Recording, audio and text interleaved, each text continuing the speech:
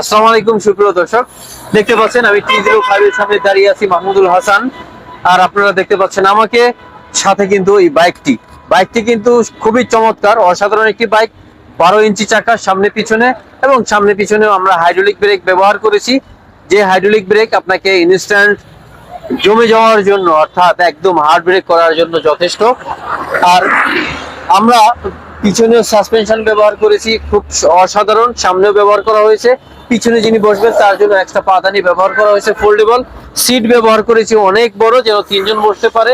পাশাপাশি হ্যাঙ্গার তো রয়েছেই, ক্যারিয়ার রয়েছে পিছনে।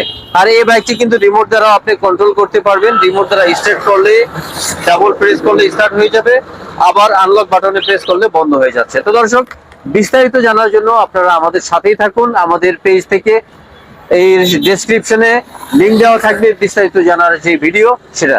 ধন্যবাদ সবাইকে। আল্লাহ হাফেজ। আসসালামু আলাইকুম রহমতুল্লাহি ওয়া বারাকাতুহু।